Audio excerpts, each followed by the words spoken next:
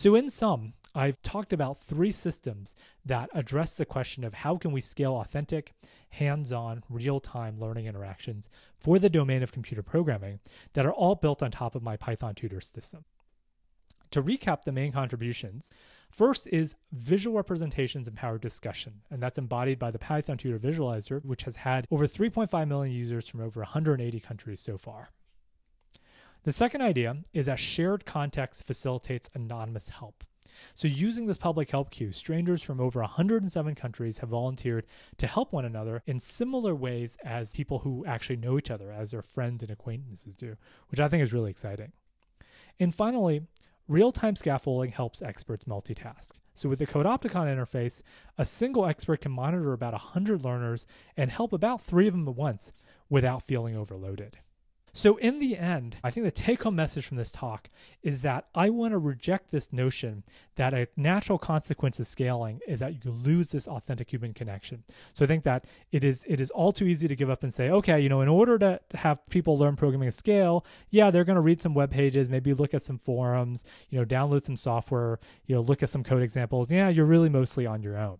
And I really think that we have to strive for much better. I think we need to scale these authentic human-to-human interactions so that learning to code, or learning anything for that matter, is not as much about reading a bunch of documentation and looking at a bunch of walls of text on screen, and much more about these authentic human-to-human interactions that you get in a craft studio when you're doing sculpting or painting or woodshop or ceramics or other kinds of arts and crafts.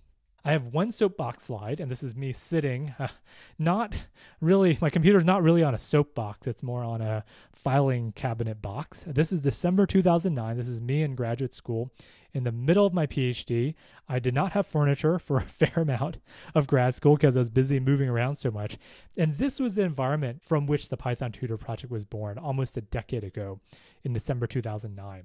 It was just myself hacking away on this project that wasn't really at all related to what I did in grad school, but I had this really strong sense that being able to do interactive visualizations online for coding would just be very beneficial to a lot of people. And I'm really, really proud of the fact that over the past decade, this project has grown to serve millions of users around the world. And this is a single developer open source project with this many users. There's not that many projects of that sort of scale that's been developed by a single developer.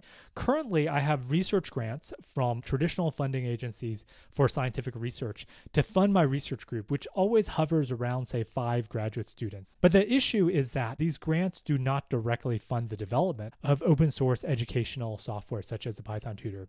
And I think that looking forward, we really need to think about more flexible sources of funding to sustain and scale Python Tutor in the coming decade and beyond. And not just this Python Tutor system I've been running for the past decade, but all manner of open source educational and research infrastructure that is quite difficult to fund with traditional scientific research grants.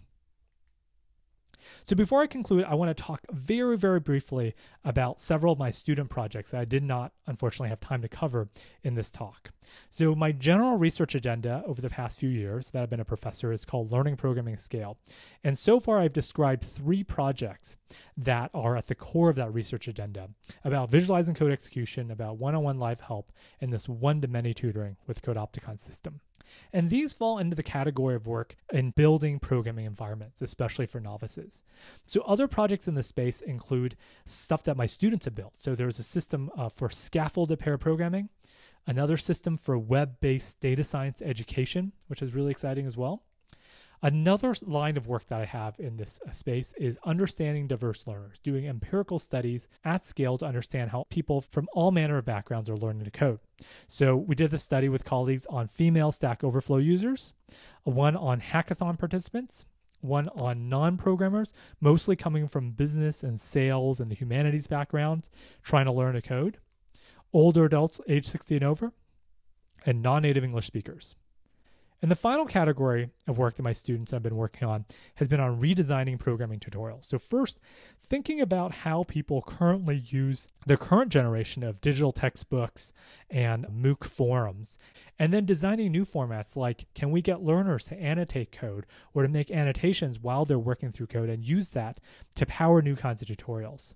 Can we monitor what people are doing throughout multiple applications on their computer in order to build these really rich multi-application tutorials for complex software workflows.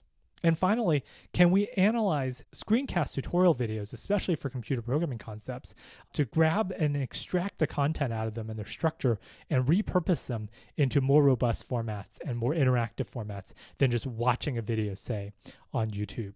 So my students and I have been working on these projects and more. And once again, you can see all of our research papers on my publications webpage.